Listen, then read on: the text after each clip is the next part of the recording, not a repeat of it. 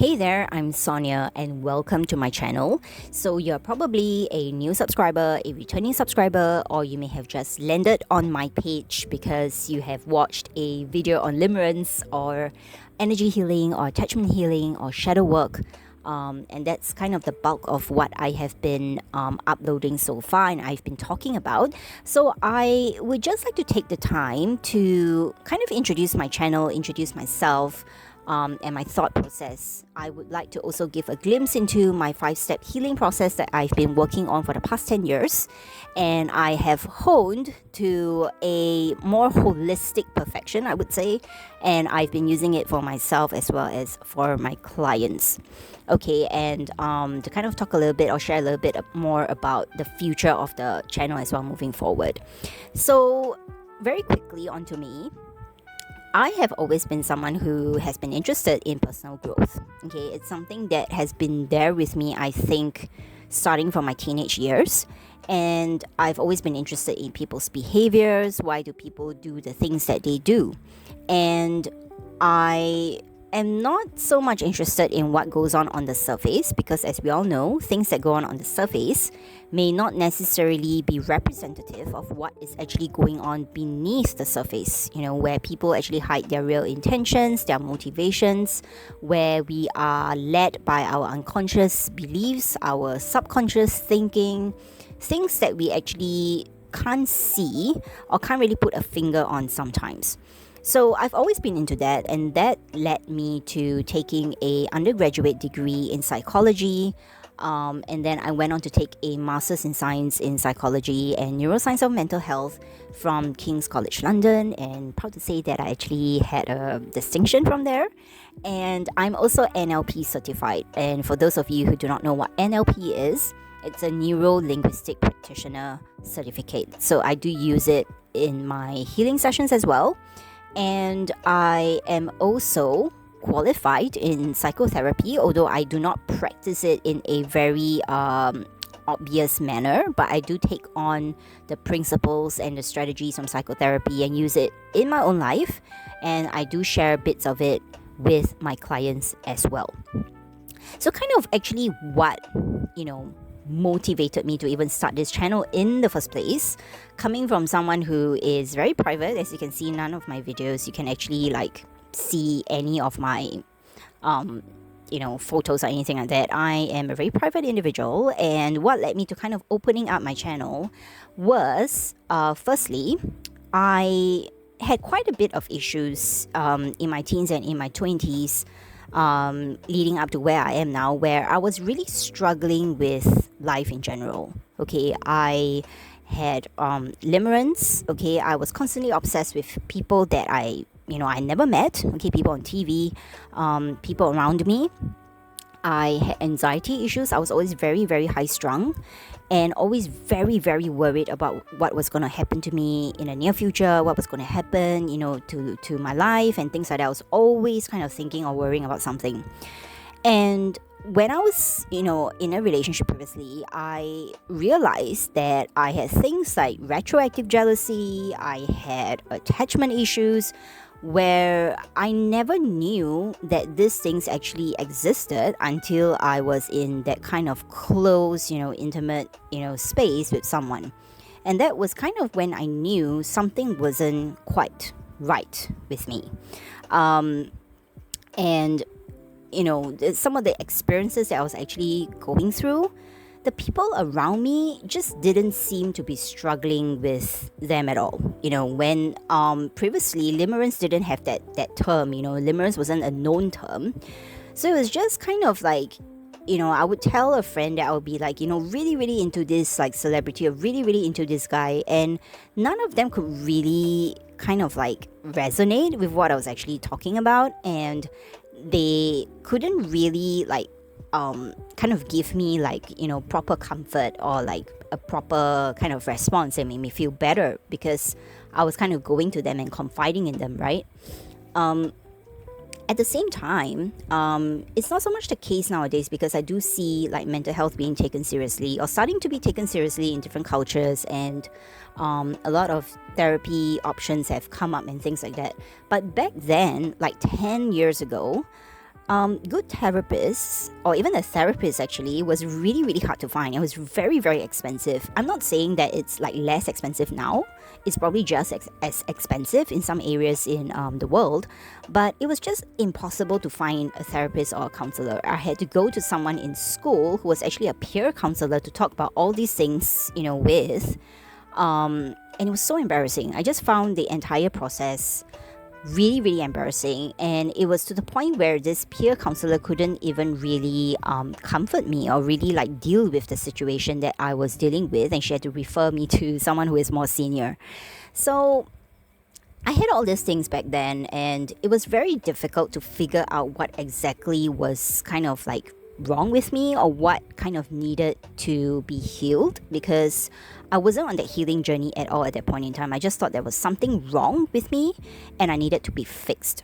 Okay, but at the same time, thankfully, in some sense, I was very devoted to personal growth. Like I said, I was always very interested in how to be a better person in general. So I was, reading productivity blogs, psychology blogs. I was subscribing to different newsletters and different people on the web who were actually giving very, very good advice. And sadly, some of these things are actually not around anymore because they're so taken over by AI.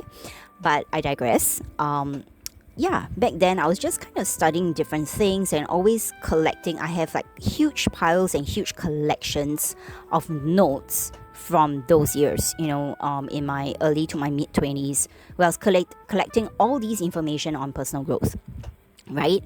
And I then had an idea, to share my journey and the information that I have been collecting so that others who were also struggling with the same things I was struggling with would not feel so alone. Because one of the things that really kind of prevented or kind of stopped or was like a huge barrier to my healing back then was that I felt really, really alone and I had no idea who to turn to. So I do not want people to actually, feel the same way that I feel, and I want to create a community or at least create a space where I can be someone that can hold the emotional space for you and tell you like, hey, you're not alone and you will never be alone. And, yes, we do need to heal, but, there's this like process there and there's someone that is actually supporting you. So I do not want people to actually feel so alone in their healing process. And the second thing was that I was trying so many things at that time. So I did NLP, I had life coaching, women's coaching, relationship coaching. I was reading all sorts of things, I said. I tried cognitive behavior therapy, different types of therapy as well, and counseling.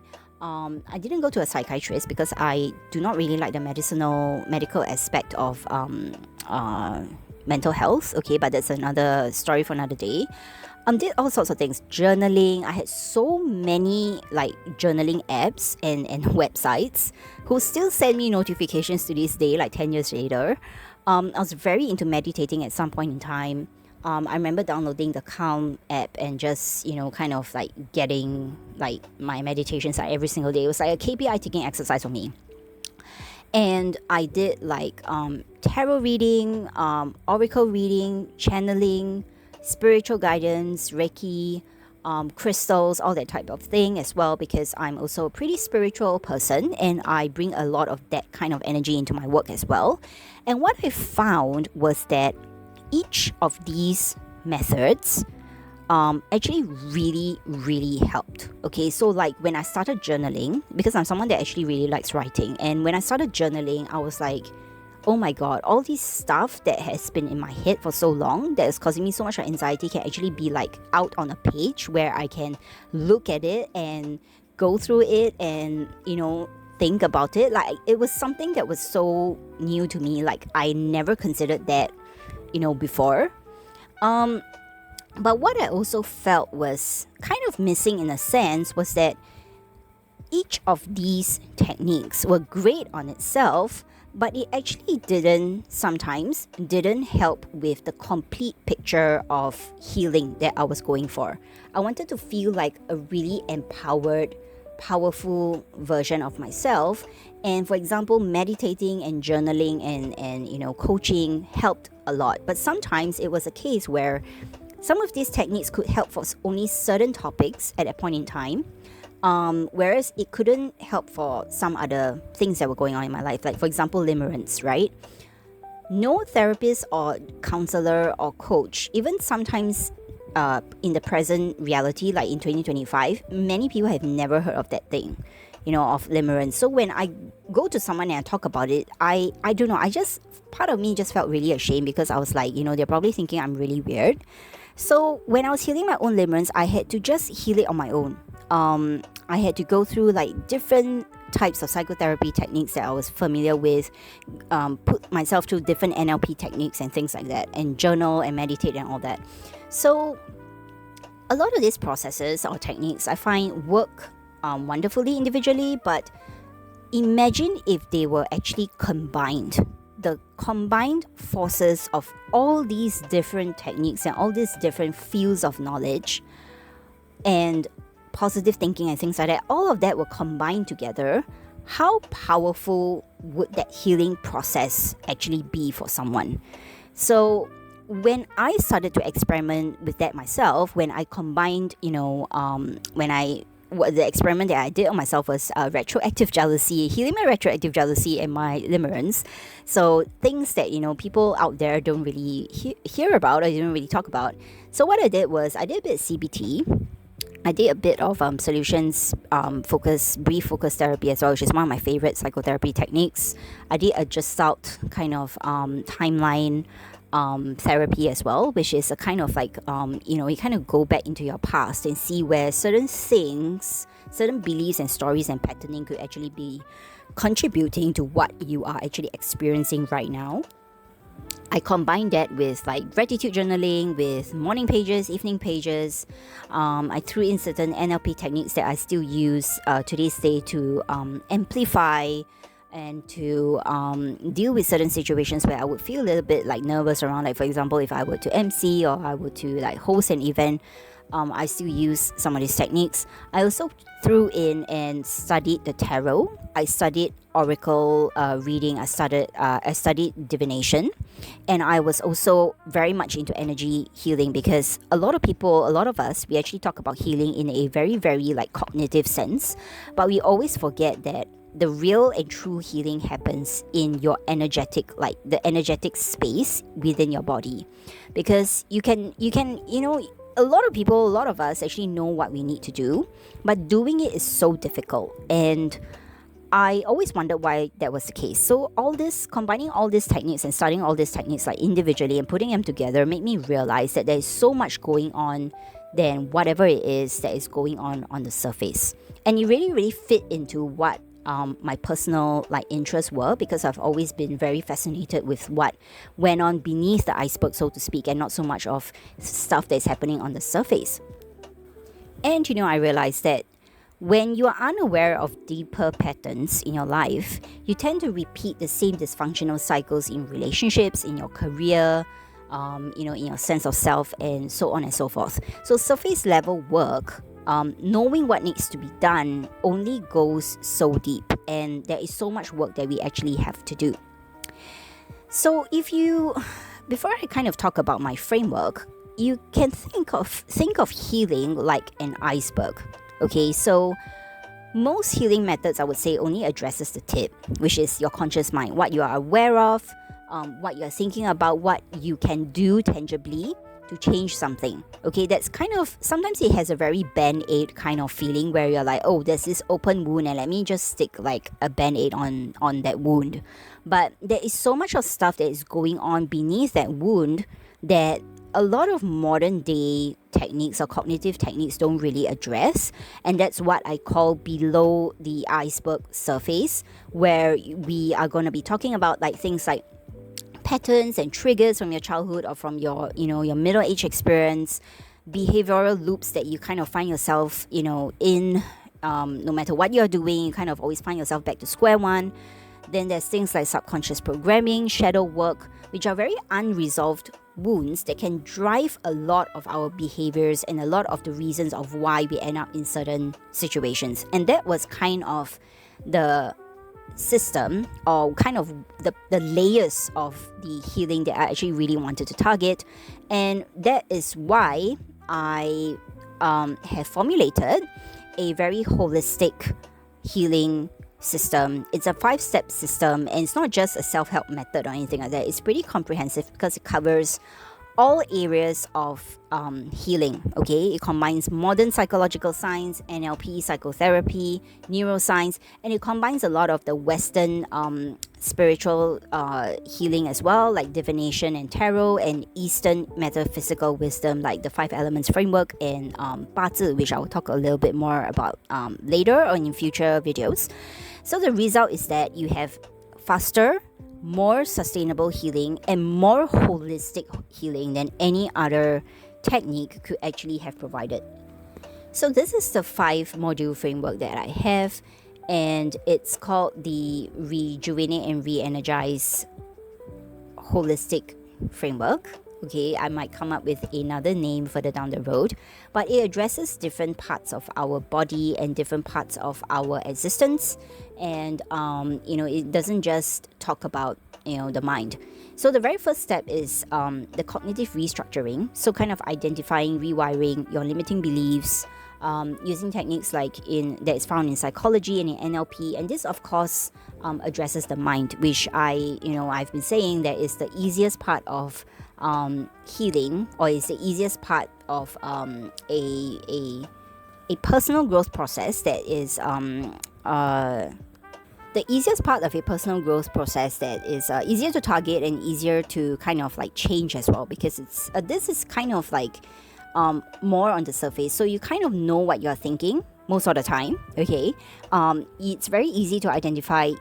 I wouldn't say very easy, but relatively easier to identify the beliefs that you have and whether it has been limiting you, and to change your beliefs and things like that. So that's what a lot of like cognitive behavioral techniques actually make use of as well. So there's a cognitive restructuring bit, and I always kind of walk through this section, quite at length with clients. The second bit is a little bit more on a more thorough and more, I would say, more internal process. It's called the energy rebalancing. So I would look at your chart and help to see where in your life you have been experiencing an out of balance kind of situation. And this actually taps on 八字, or really a framework within 八字 known as the 5 elements framework. The 5 elements is naturally occurring in the world and also within our energies. Okay, so we are all represented by metal, water, wood, fire, and earth. Okay, and at any point in time when any of these elements are out of balance, okay, either they occur too much in your chart, or they are completely absent, it can actually create certain consequences and certain situations which you may find yourselves in. Okay, so for example, someone who is very heavy on earth, the earth energy, you may experience things like being very stagnant in your life. You may find it very difficult to actually get yourself out of the house to do things. It may be very difficult for you to actually make changes, things like that. Okay, so I go through the rebalancing for each element in your chart, and this is how I also help you to make changes in your lifestyle, make changes to certain areas of your life, so that you can actually see the results that you want. And there are other energy healing techniques that I go through as well, and I would kind of talk a little bit more about this in another video. But energy healing is a very, very important process in our personal growth journey, and if you really, really want to truly heal, you really need to kind of be very calm and very centered, and very in terms of your energy centers, it needs to be balanced. Okay, so I talk a lot about chakra healing and things like that as well when I go through this healing framework with my clients. The third piece of the part of the process is called archetype work, and it's kind of archetype work. You might have heard of archetypes, somewhere. It's kind of a mixture of like the unconscious as well as the conscious, because archetype work, or what I actually talk about in terms of archetypes, is kind of understanding your core personality patterns and understanding the energy and the nature of how you actually want to show up in life. Okay, so for example, if your archetype, you resonate a lot with the archetype of, let's say, the performer.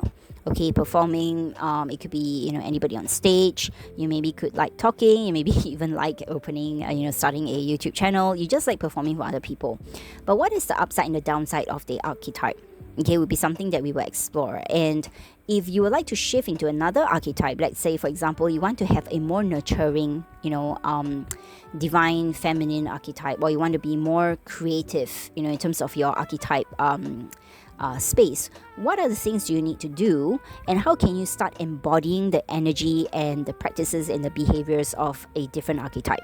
So this is how you start to actually make changes to your life. And I would have to say that archetype work has been very, very crucial in how I actually perform in certain spaces in life, and also how have helped me to decide how I want to show up, and have also helped me to really, really make a lot of very, very fascinating changes, which I never really thought that I would actually, I could do. Okay, take this YouTube channel, for example. I would never have thought that I would have started a YouTube channel. If you asked me this like 10 years ago, I would have laughed in your face. But yeah, here I am. And it involves embodying a certain type of archetype, a few archetypes actually, for me to actually really, really start my YouTube space and YouTube channel, and to be here talking to you guys. So archetype work is very powerful, and I do go through that extensively as well with myself and with my clients. The fourth one is a little bit of a more unconscious, more subconscious process, which is the shadow work and the inner child. So you might have actually chanced upon the shadow work, items or stuff or topics as you go through, social media and things like that. And a lot of shadow work actually involves journaling, I've noticed. So it kind of taps on a little bit into module number 1, which is on the cognitive part. Journaling is quite a bit of cognition involved, but at the same time, how I approach shadow work is actually quite different. And shadow work is actually pretty uncomfortable. So for many people, it can be very difficult to assess the shadow, because the shadow is behind you, right? You cannot see the shadow, and you don't want to see the shadow. And it's kind of surfacing the parts of yourself that you do not want to see, you refuse to see, you cannot see, surfacing all of that, okay, and integrating that into your real self. So when I had to do my own shadow work, it was very, very painful.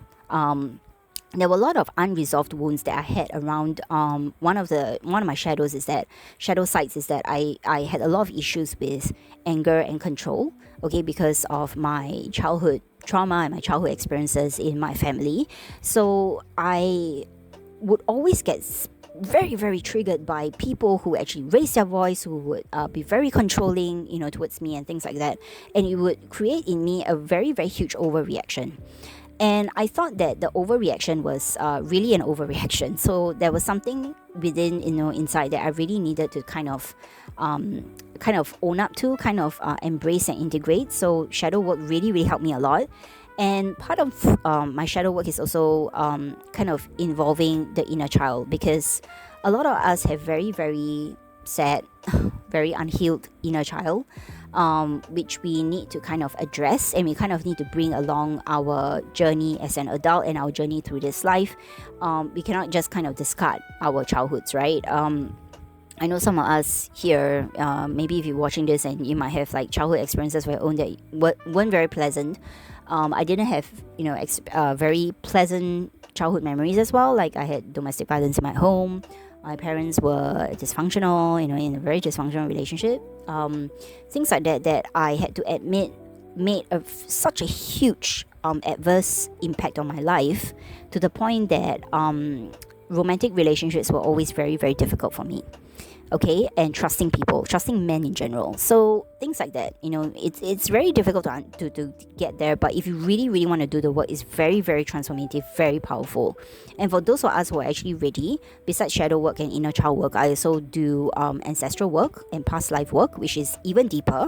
Okay, and that involves like opening up another, I wouldn't say can of worms, but opening up a whole other, unconscious or whole other part of your life where if you feel ready to actually assess, it can be very, very, transformative as well.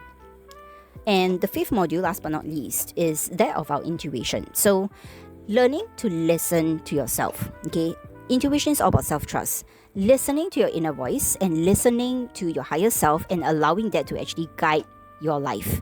And many of us, we are not, we don't even have access to our intuition because we are so caught up in the noise and the stress of modern day living that we no longer can trust ourselves, and we no longer can be able to actually listen to the advice that we are giving ourselves. We rather listen to other people, and we rather let other people or let society kind of dictate what we are thinking or what we are feeling. And it's time that we actually get back our intuition and recenter our inner voice and allow that to guide our lives, because your intuition, when you are able to tap into it, is so powerful. It's so powerful, seriously. And when I learned how to strengthen and build up my intuition, I no longer felt like I needed to rely on a lot of people to actually get through life. I could give myself advice. I could actually get myself out of situations just by listening to myself. This is very powerful work. And if you also want to see massive changes in your life, listening to your intuition is one of the things that you have to work on. So this is my 5-module framework, and in different videos in the future, I'll be talking about each of them in turn, and would also be touching on some case studies and some kind of examples of how you can actually use it in your life and how you can actually work with me and work through this framework with me together on whatever challenges that you're facing in your life. Okay, so what makes my work very different is that it's at the same time evidence informed. Okay, it's grounded in psychological research and neuroscience. I'm not pulling this out of my behind.